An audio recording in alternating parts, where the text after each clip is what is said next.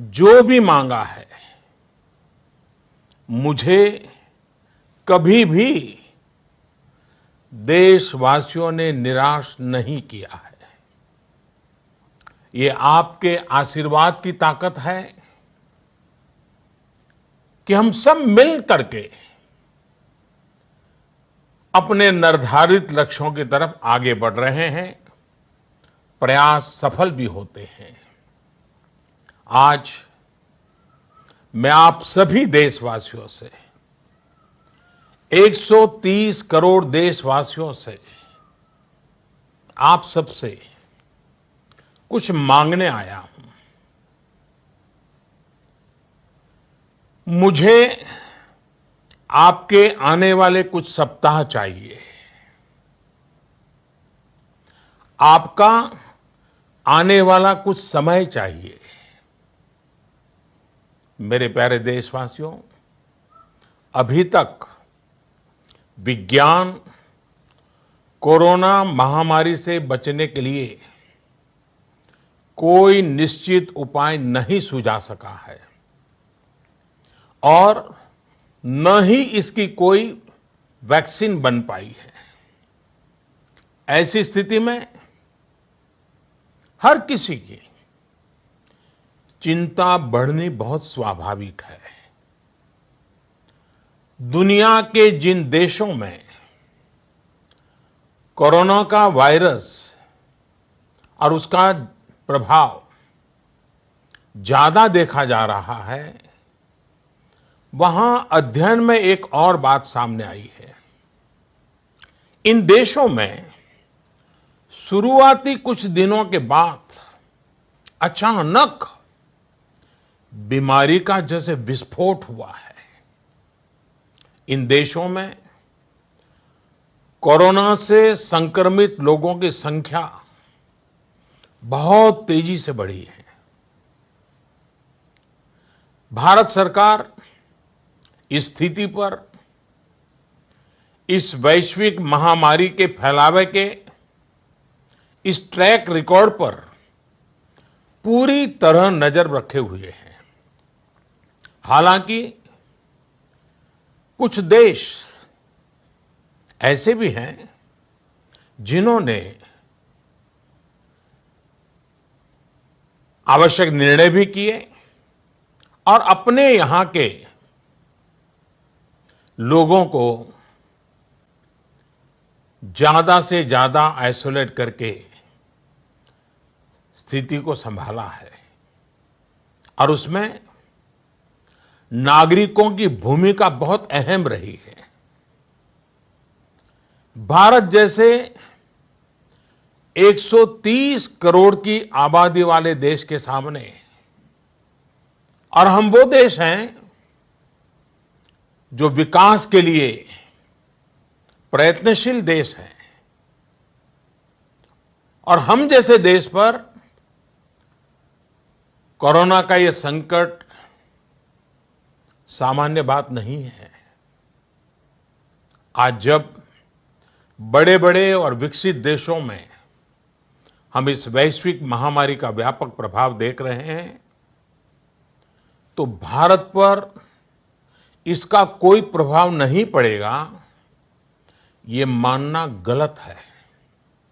और इसलिए इस वैश्विक महामारी का मुकाबला करने के लिए दो प्रमुख बातों की आवश्यकता है। पहला, संकल्प, और दूसरा, संयम। संकल्प और संयम। आज 130 करोड़ देशवासियों को अपना संकल्प और दृढ़ करना होगा कि हम इस वैश्विक महामारी को रोकने के लिए एक नागरिक के नाते अपने कर्तव्य का पालन करेंगे। केंद्र सरकार, राज्य सरकारों के दिशा निर्देशों का पूरी तरह से पालन करेंगे। आज हमें ये संकल्प लेना होगा कि हम स्वयं संक्रमित होने से बचेंगे और दूसरों को भी संक्रमित होने से बचाएंगे। साथियों, इस तरह की वैश्विक महामारी में एक ही मंत्र काम करता है, हम स्वस्थ तो जग स्वस्थ, हम स्वस्थ तो जग स्वस्थ। ऐसी स्थिति में जब इस बीमारी की कोई दवा नहीं है, तो हमारा खुद का स्वस्थ बने रहना यह सबसे पहली आवश्यकता है। इस बीमारी से बचने और खुद के स्वस्थ बने रहने के लिए दूसरी अनिवार्यता है, वो है संयम। और संयम का तरीका क्या है? भीड़ से बचना, घर से बाहर निकलने से बचना, आजकल जिसे सोशल डिस्टेंसिंग कहा जा रहा है, कोरोना वैश्विक महामारी के इस दौर में ये सोशल डिस्टेंसिंग ये बहुत ही ज्यादा आवश्यक है और कारगर भी है। हमारा संकल्प और संयम इस वैश्विक महामारी के प्रभाव को कम करने में बहुत बड़ी भूमिका निभाने वाला है। और इसलिए अगर आपको लगता है कि आप ठीक हैं, आपको कुछ नहीं होगा, आप ऐसे ही मार्केट में घूमते रहेंगे, सड़कों पर जाते रहेंगे और कोरोना से बचे रहेंगे, मैं समझता हूं ये सोच सही नहीं है। ऐसा करके आप अपने साथ और अपने प्रियजनों को, अपने परिवार के साथ अन्याय करेंगे। इसलिए मेरा सभी देशवासियों से ये आग्रह है कि आने वाले कुछ सप्ताह तक जब बहुत जरूरी हो तभी अपने घर से बाहर निकलें। जितना संभव हो सके आप अपना काम, चाहे बिजनेस से जुड़ा हो, ऑफिस से जुड़ा हो सके तो अपने घर से ही करें। जो सरकारी सेवाओं में हैं, अस्पताल से जुड़े हैं, जनप्रतिनिधि हैं, जो मीडिया कर्मी हैं, इनकी सक्रियता तो आवश्यक है, लेकिन समाज के बाकी सभी लोगों को खुद को बाकी भीड़भाड़ से, बाकी समारोह से आइसोलेट कर लेना चाहिए।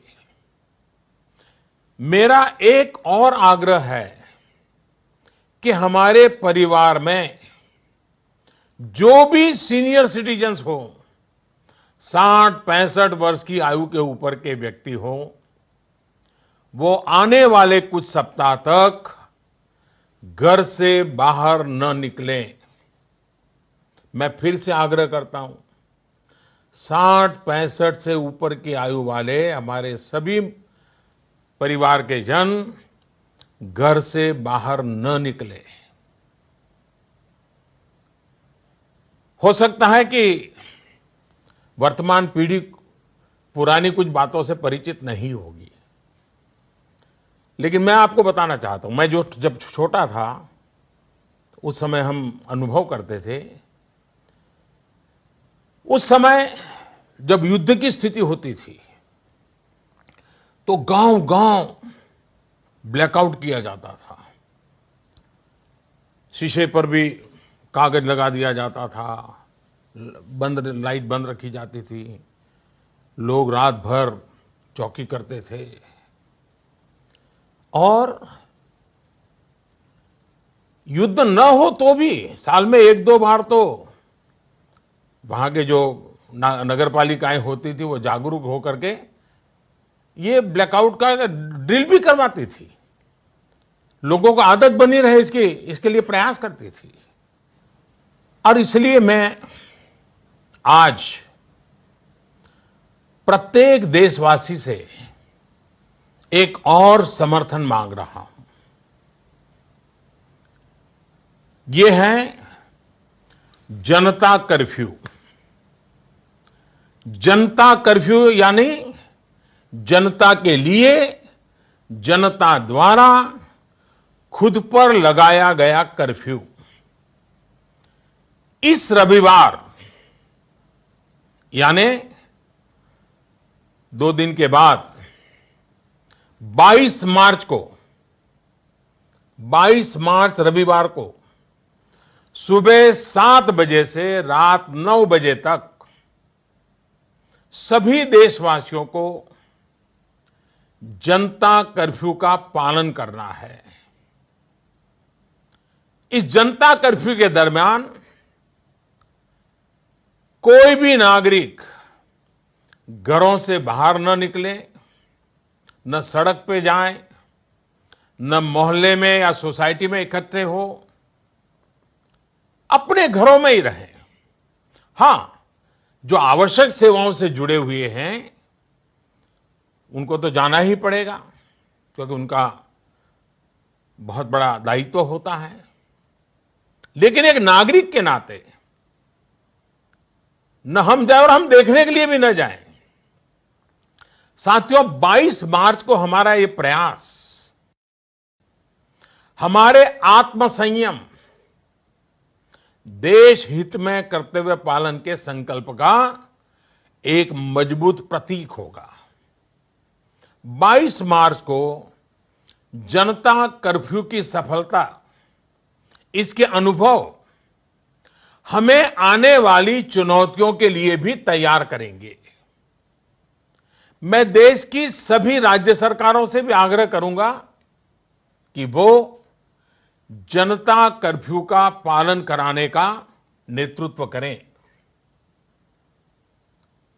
हमारे देश में कई संगठन हैं, एनसीसी हैं, एनएसएस हैं, कई युवा संगठन हैं, सिविल सोसाइटी है, खेलकूद के संगठन हैं, कई प्रकार के संगठन हैं, धार्मिक संगठन है, सामाजिक संगठन है, सबसे मैं अनुरोध करूंगा कि अभी से लेकर रविवार तक इस जनता कर्फ्यू का संदेश लोगों तक पहुंचाएं, लोगों को जागरूक करें।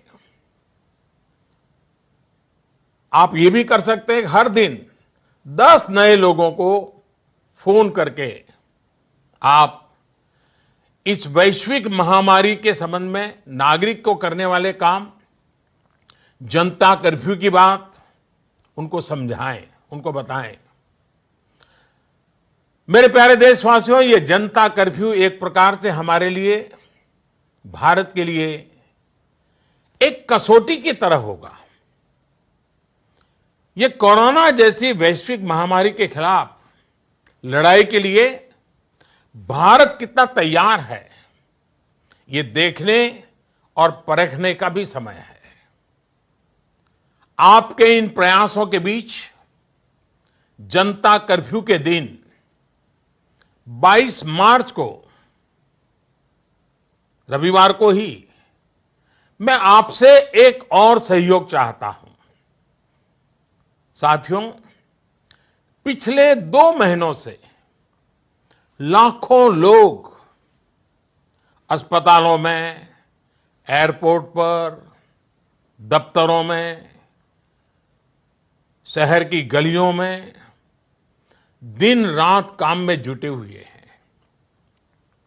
चाहे डॉक्टर हो, नर्सिस हो, हॉस्पिटल का स्टाफ हो, सफाई करने वाले हमारे भाई बहन हो, एयरलाइंस के कर्मचारी हो, सरकारी कर्मचारी हो, पुलिसकर्मी हो, मीडिया कर्मी हो, रेलवे, बस, ऑटो रिक्शा की सुविधा से जुड़े लोग हो, होम डिलीवरी करने वाले लोग हो, ये लोग अपनी परवाह न करते हुए दूसरों की